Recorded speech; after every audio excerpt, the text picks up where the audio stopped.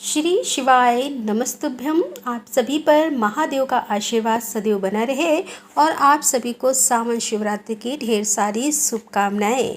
जब हिमगिरी की शीतल गुफाओं में काल की सीमाओं से परे एक गहन मौन छाया था, तब आदि योगी भगवान शिव ने देवी पार्वती को वो अमर कथा सुनाई जिसे सुनने मात्र से मनुष्य मृत्यु के भय से मुक्त हो जाता है। यह कथा कोई साधारण कथा नहीं है, बल्कि स्वयं महादेव के अधरों से निकली परम रहस्यमयी कथा है, जिसमें छिपा है सृष्टि का रहस्य, योग का मूल और मोक्ष का मार्ग।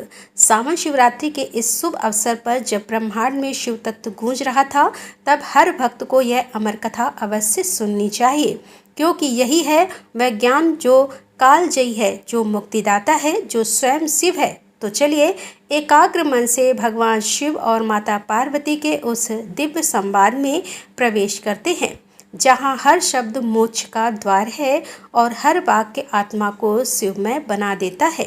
एक प्राचीन कथा के अनुसार एक बार भगवान शिव वन विहार के लिए गए हुए थे। तभी देवर्षि नारद कैलाश पर्वत पर पहुँचे और माता पार्वती को प्रणाम करते हुए कहने लगे, नारायण नारायण, हे माते, भगवान भोलेनाथ कहीं दिखाई नहीं दे रहे हैं।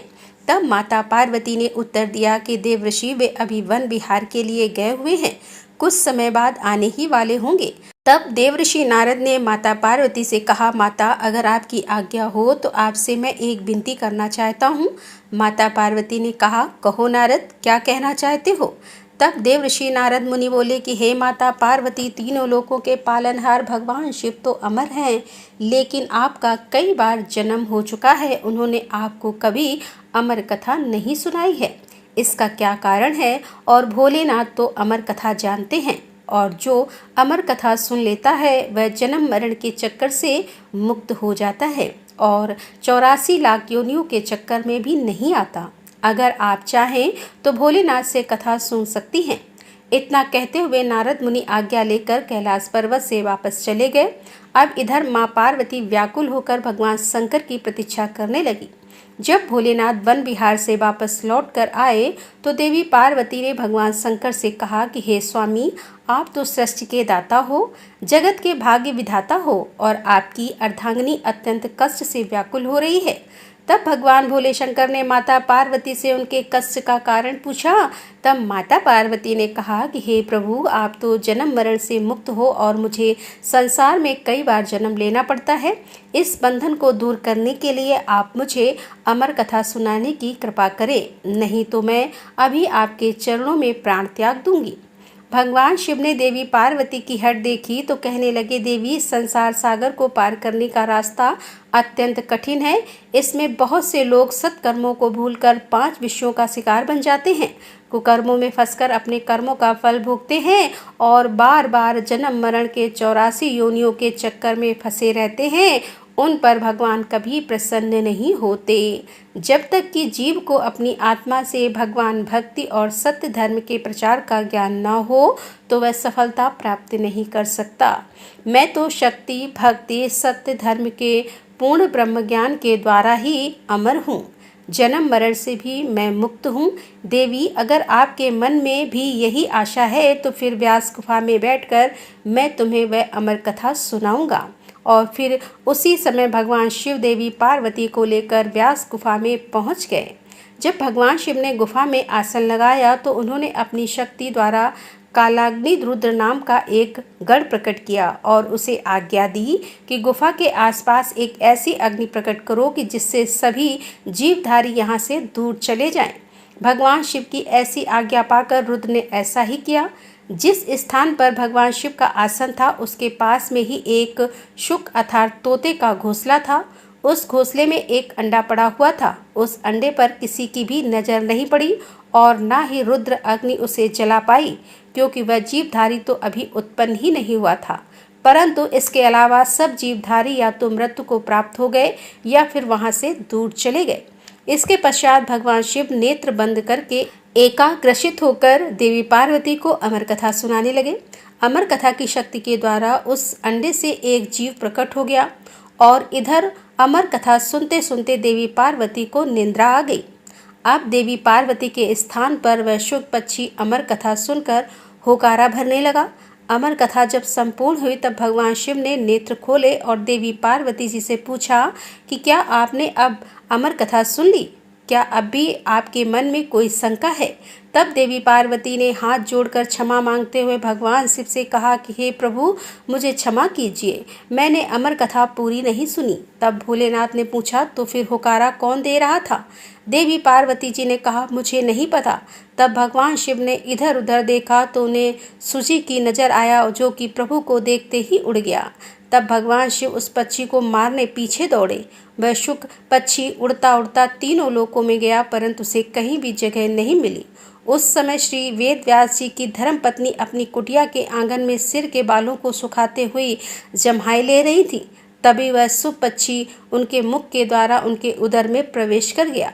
भोलेनाथ रूप बदलकर वहां पहुंचे और जाकर उन्होंने ऋषि की पत्नी से कहा, देवी लाओ हमारा पक्षी वापस करो। ऋषि पत्नी ने कहा, महाराज देख लो, हमारे पास तो कोई पक्षी नहीं है। तब भगवान शिव कहने लगे, वह पक्षी जो अभी अभी तुम्हारे पास आया है और अभी भी तुम्हारे पास है, सिर्फ अपना स्वरूप बदलने के लिए वह तुम्हारे गर्भ में आलोप हो गया है। जब ऋषि पत्नी नहीं मानी तब भगवान शिव ने वेद व्यास जी से कहा कि आपकी पत्नी के मुख द्वारा हमारा पक्षी इनके पेट में चला गया है। आप अपनी पत्नी से पूछ लो, उसके पेट में हमारा पक्षी गया है कि नहीं।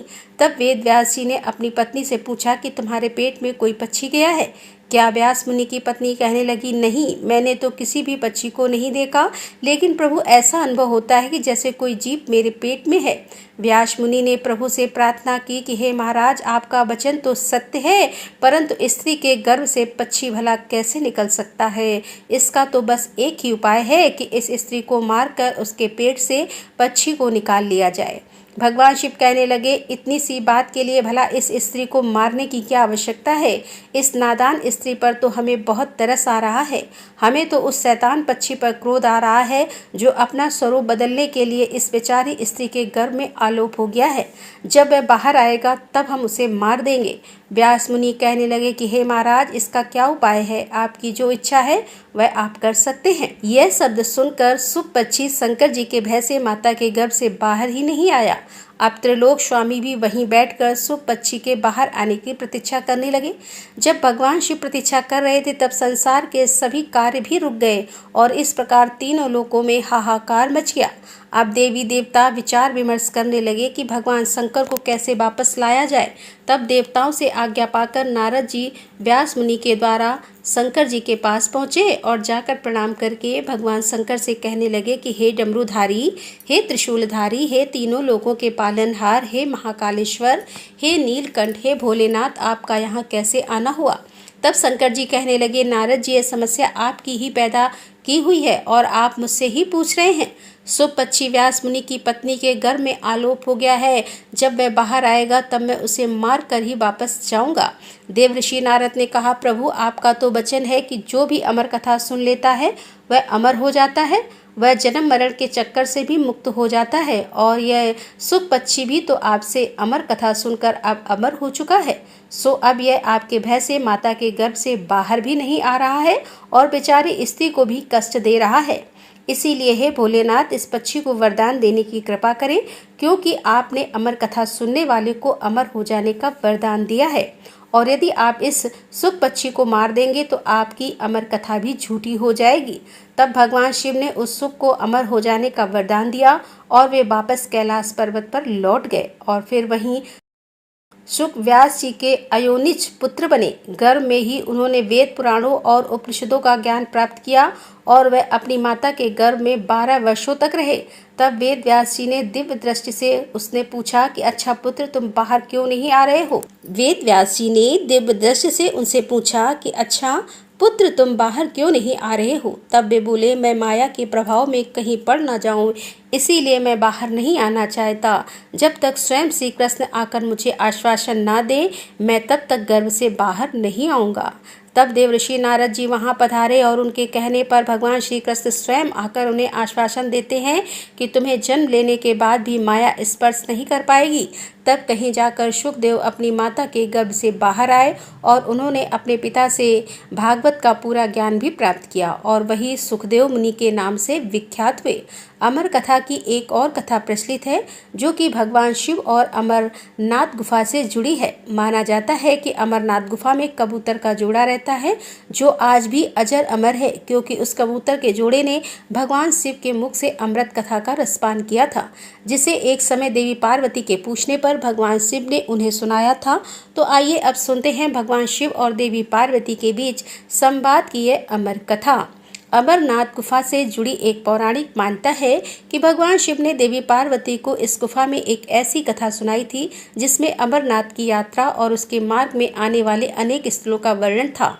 यह कथा कालांतर में अमर कथा नाम से विख्यात हुई। कहा जाता है कि एक बार देवी पार्वती ने महादेव से पूछा कि प्रभु, ऐसा क्यों है कि आप अजर अमर हैं और आपकी गर्दन में पड़ी नरमुंड की माला का रहस्य क्या है? इस पर महादेव ने देवी पार्वती के प्रश्न का उत्तर देना उस समय उचित नहीं समझा, इसीलिए उन्होंने उस बात को टालने की कोशिश की। लेकिन देवी पार्वती की लगातार जिद के कारण इस रहस्य को बताना भोलेनाथ ने स्वीकार किया। कहते हैं कि इस रहस्य को बताने के लिए भगवान शिव को एकांत जगह की आवश्यकता थी, जिसकी खोज करते करते वे देवी पार्वती को लेकर आगे बढ़ते चले गए। गुप्त स्थान की तलाश में महादेव ने पहले अपने वाहन नंदी को सबसे पहले छोड़ा। नंदी जिस जगह पर छूटा उसे ही पहलगाम कहा जाने लगा, जहां से अमरनाथ यात्रा शुरू होती है। वहां से कुछ आगे जाने पर शिव जी ने अपने माथे से चंद्रमा को अलग कर दिया। जिस जगह पर उन्होंने चंद्रमा को छोड़ा वह जगह चंदनवाड़ी कहलाती है। इसके बाद भगवान शिव ने गंगा जी को पंचतरणी में और गले के सांपों को शेषनाग पर छोड़ दिया, जिस कारण इस पड़ाव का नाम शेषनाग पड़ गया। अमरनाथ यात्रा का अगला पड़ाव गणेश टॉप है। मानता है कि इस स्थान पर भगवान शिव ने अपने पुत्र गणेश को छोड़ा था। इस प्रकार इन सभी को पीछे छोड़ने के बाद भगवान शिव ने देवी पार्वती के साथ उस गुफा में प्रवेश किया। कोई भी तीसरा प्राणी इसमें प्रवेश ना कर पाए, इसके लिए भगवान शिव ने गुफा के चारों ओर अग्नि को प्रज्वलित कर दिया। इसके बाद महादेव ने जीवन के उस गढ़ रहस्यों की कथा शुरू कर दी। कहते हैं कथा सुनते सुनते देवी पार्वती को निद्रा आ गई। उस समय वो कथा वहां 2 सफेद कबूतर भी सुन रहे थे। जब कथा समाप्त हुई और भगवान शिव का ध्यान माता पार्वती पर गया तो उन्होंने देवी पार्वती को सोया हुआ पाया और महादेव की दृष्टि उन दोनों कबूतरों पर पड़ी। दरअसल वे दोनों कबूतर उससे पहले वहां पर उपस्थित एक घोंसले में पड़े हुए थे, जो कि अंडे के रूप में थे। इसी बीच में अंडे फूटे और उसमें से 2 नन्हे नन्हे कबूतर निकल आए और उन्हीं कबूतरों ने भगवान शिव के द्वारा सुनाई गई कथा का श्रवण कर लिया। और जब कथा के बीच में देवी पार्वती सो गई थी तब उनकी जगह पर वे दोनों कबूतर ही हुकारा भर रहे थे। यह बात जानकर महादेव को उन पर बड़ा क्रोध आया। वे उन्हें मारने के लिए दौड़े। फिर वे दोनों कबूतर स्वयं ही महादेव के पास आकर बोले कि हे महादेव, अगर आपने हमें मार दिया तो आपकी अमर कथा तो झूठी हो जाएगी, क्योंकि हमने तो आपकी अमर कथा सुन ली है। कहते हैं कि इस पर महादेव ने उन कबूतरों को वरदान दिया कि वह सदैव उसी स्थान पर भगवान शिव और देवी पार्वती के प्रतीक के रूप में रहेंगे। तभी से मानता है कि अमरनाथ गुफा में मौजूद कबूतरों का जोड़ा भगवान शिव और देवी पार्वती के प्रतीक के रूप में आज भी विद्यमान है। जब देवी पार्वती ने भगवान शिव की यह दिव्य कथा सुनी तो उन्होंने हाथ जोड़कर कहा कि हे नाथ, यह केवल एक कथा नहीं बल्कि आपकी करुणा की अमर गाथा है। क्या यह यहीं समाप्त हो जाएगी? तब महादेव शांत भाव से मुस्कुराए और कहने लगे कि हे देवी, यह कथा काल से परी है। यह उस हर हृदय की है जो सावन की शिवरात्रि पर सच्चे भाव से मेरा स्मरण करता है। जब कलयुग का अंधकार गहराएगा और लोग दिखावे की पूजा में उलझ जाएंगे, तब भी कुछ ऐसे होंगे जो प्रेम से ओम नमः शिवाय जपेंगे। उनके लिए यह कथा दीप बनकर उनके जीवन के अंधकार को हर लेगी। सावन की वह रात्रि जब जल, बेलपत्र और मन की शुद्धता से कोई मुझे पुकारेगा तो मैं स्वयं उसकी सुनूंगा, चाहे वह कोई भी हो। इस कथा को जो श्रद्धा से सुनेगा वह मेरे लोक की ओर अग्रसर होगा, पाप मुक्त होगा और जन्मों के बंधनों से मुक्त हो जाएगा।